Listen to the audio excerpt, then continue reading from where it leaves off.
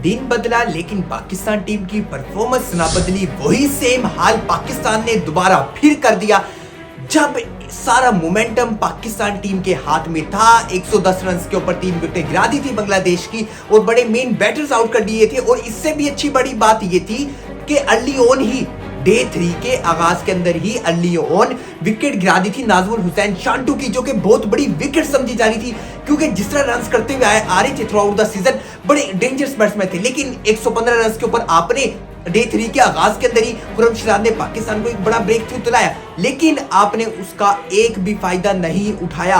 115 run के ऊपर 4 विकेटें गिरने के बाद मुशफिकुर रहीम और लिटन दास ने पाकिस्तान की धुलाई करके रख दी। आप अंदाजा लगा दे कि पाकिस्तान टीम को जहां अच्छा मोमेंटम मिल चुका था, एक बहुत बड़ी पार्टनरशिप में कन्वर्ट कर दिया इन दो बल्लेबाजों ने और बड़ा इजीली पाकिस्तान के हाथों से तकरीबन गेम को निकाल दिया। 100 से ज्यादा रन की पार्टनरशिप। मुशफिकुर रहीम की बात करें तो 137 रन, लिटन दास की बात करें 69 रन। मसला ये नहीं है कि इन दोनों बल्लेबाजों की इनिंग के अंदर चांसेस क्रिएट नहीं हुए, चांसेस क्रिएट हुए। एक बाबर आजम को बड़ा प्रॉपर तरीके से चांस मिला रन आउट का और बड़ा इजीली कर सकते थे, लेकिन अनफॉर्चुनेटली बाबर आजम उसका फायदा नहीं उठा सके, बाबर आजम से वो रन आउट नहीं हो सका। उसके अलावा चांसेस मिले साजिद खान को कैच के, लिटन दास के, लेकिन साजिद खान उन चांसेस को नहीं अवेल कर पाए क्योंकि जब आप ये माइंडसेट बनाकर आए कि आपने जल्दी जल्दी अगली टीम को रोक रहे हैं तो फिर आपको हर छोटे से छोटा चांस क्रिएट करना पड़ता है। लेकिन ये चीज लैक नजर आई पाकिस्तान के बॉलर्स की तरफ से।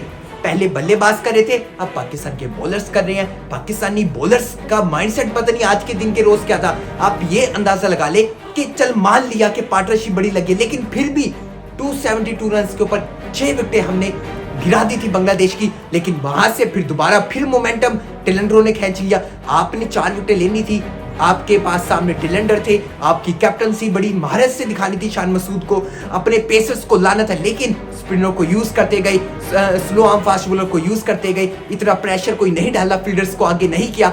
उन्होंने क्या किया, 272 रन से 6 विकेट गिरने के बाद 390 यानी कि आप ऑलमोस्ट कह सकते हैं कि 400 रन बनाए और फिर 40 रन की लीड भी उनके साथ थी। तो पाकिस्तान को फिर टारगेट दिया 437 रन का टारगेट। बड़े अफसोस वाली बात है पाकिस्तान टीम के ऊपर कि हम अपनी गलतियों से क्यों नहीं सीखते, पाकिस्तानी क्रिकेट सिस्टम क्यों नहीं समझता ये चीज कि जब आपने गलतियां करनी थी फर्स्ट इनिंग के अंदर। हम यही बात कर रहे थे कि आपके पास ये चांसेस होते हैं कि आपको जो फील्डर्स होते हैं वो आगे लाने पड़ते हैं। अगर आपको विकेट नहीं मिली, आपको इस तरफ जाना पड़ेगा कि आप रन आउट करें, लेकिन अगर आपको रन आउट नहीं मिले तो आपको एक प्लान के मुताबिक फील्डर्स उस जगह खड़ा करना पड़ेगा, चाहे वहां 2 छक्के 2 बाउंड्रीज जितनी मर्जी लगी, लेकिन वहां से चांसेस अगर क्रिएट हो रहे हैं तो उसे क्रिएट किया जाए। अगर 10 से 15 रन एक्स्ट्रा पड़े, विकेट जल्दी मिल रहा है तो फिर कोई बात नहीं, ये रन इतने मैटर नहीं करते। लेकिन आपने ना चांसेस को क्रिएट किया और ना प्लान के मुताबिक चले। आपने फील्ड ओपन की हुई थी, टेलेंडर भी आए, जब टेलेंड्रो ने भी बड़े इजीली पार्टनरशिप लगाते हुए नजर आई, बड़ी इंपैक्टफुल इनिंग खेलते हुए नजर आई। मेहदी हसन मिराज 19, ताजुल इस्लाम 20, फिर उसके बाद देख लिया हम तो ये जो टेलेंडर आए 19, 20 रन, 25 रन, 23 रन, ये जो इनिंग खेले थी ये बड़ी इंपैक्टफुल इनिंग नजर आई। लेकिन पाकिस्तानी बॉलर्स का बांग्लादेश के बल्लेबाजों के सामने कोई जवाब नहीं था, चाहे बांग्लादेश के टेलेंडर ही क्यों ना आज गए। खुर्रम शिजात की यहाँ हम बात नहीं करते। खुर्रम शिजात ने जो किया अपना बेस्ट देते हुए नजर आई, मैच के अंदर कोशिश करते हुए आए। फर्स्ट इनिंग के अंदर बड़ी अच्छी परफॉर्मेंस करके दिखाई, सेकंड इनिंग के अंदर आई, फिर 4 विकेट हासिल की। शहीनशाह अफरीदी से अलबत्ता बेहतर बॉलिंग करवाते नजर आए, लेकिन बाकी बॉलर्स साथ नहीं देते हुए नजर आए थे। ना साजिद खान की तरफ से कोई बड़ा साथ नजर आया। 3 विकेटें तो ली, लेकिन वो 3 विकेटें उस वक्त तक काफी देर हो चुकी थी। उस वक्त तक बांग्लादेश ऑलमोस्ट मैच पाकिस्तान के हाथों से एक बहुत बड़ा टारगेट लगा चुका था।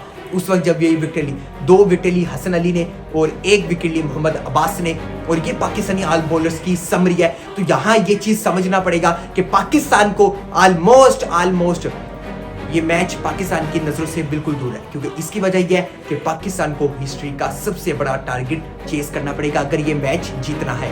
437 रन का एक बहुत बड़ा टारगेट। इससे पहले पाकिस्तान टीम ने 437 रन का कभी भी टारगेट चेज नहीं किया। आपको रिमाइंडर करवाता चलूं, 375 रन 2 तक गया पाकिस्तान, लेकिन 437 रन पाकिस्तान ने टेस्ट क्रिकेट के अंदर कभी भी चेज नहीं किए चौथी इनिंग के अंदर।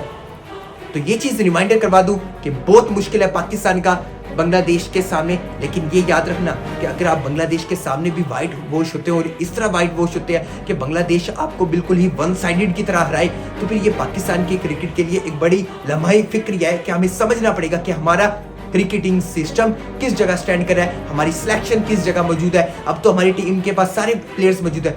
अब बल्लेबाजों के ऊपर एक बहुत बड़ी जिम्मेदारी होगी। अगर इस मैच को जीतना है तो स्टार्ट से ही बड़ी पार्टनरशिप बिल्ड करनी पड़ेगी और ऐसा ये बड़ा जरूरी है। इसके अंदर बड़ा जरूरी एक चीज है कि अगर दो बल्लेबाजों की पार्टनरशिप लगती है, एक आउट भी हो जाता है तो कोई बात नहीं, लेकिन जो दूसरा बल्लेबाज है उसे जिम्मेदारी का एहसास करना होगा, उसे रियलाइज करना पड़ेगा कि लास्ट तक एंड तक जाना पड़ेगा। उसे बाकी बल्लेबाज जो न्यू आएगा उसे समझाया जाए कि पिच किस तरह बिहेव कर रहा है, आप थोड़ा सा टाइम ले, इजी ले, बाकी ये जो प्रेशर है ये मैं अपने पास रखूंगा, आप थोड़ी सी देर विकेट के ऊपर टिके। जब आप इस प्लान के मुताबिक चलेंगे तो ये आप हाईएस्ट सक्सेसफुल चेस कर सकेंगे। क्योंकि बात करें, ऐसा नहीं है कि पाकिस्तान टीम के पास एबिलिटी नहीं है, हम वही चीजें करते हुए आए जो कि हमेशा हिस्ट्री के अंदर बिल्कुल अलग निकलती हुई नजर आई। पाकिस्तान क्रिकेट की हमेशा से यही हिस्ट्री रही है।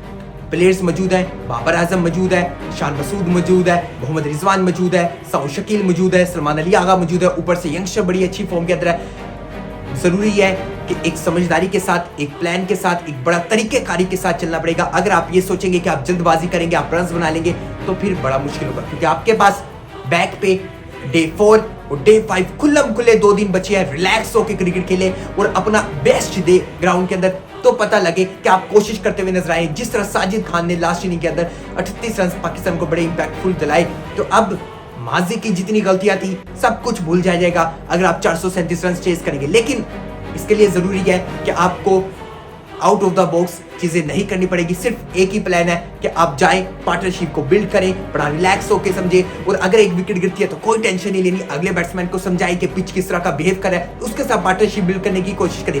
ना कि एक विकेट गिरती है तो 1 by 1 विकेट गिरना स्टार्ट हो जाती है, उस चीज से समझना पड़ेगा। ओवरऑल पाकिस्तान का डे अभी तक बेहतर नहीं है, कोई चीजें पाकिस्तान के हैंड में नहीं जा रही, पाकिस्तान के हाथ में बिल्कुल भी नहीं जा रहा। मैच बिल्कुल बांग्लादेश के बिल्कुल हाथों के अंदर है, 2 दिन उनके पास है, बड़ी अच्छे कॉन्फिडेंस लेवल के अंदर बॉलर्स नजर आ रहे हैं, कप्तान नजर आ रहा है। लेकिन अगर आपको सीरीज बचानी है और पाकिस्तान के लिए बड़ा जरूरी है इस सीरीज का बचाना, और पाकिस्तान के लिए मैच जीतना बड़ा इंपॉर्टेंट है। क्योंकि WTC के अगर आपके ख्वाब है 27 के फाइनल के, तो आपको हर चीज को पॉसिबल करना पड़ेगा।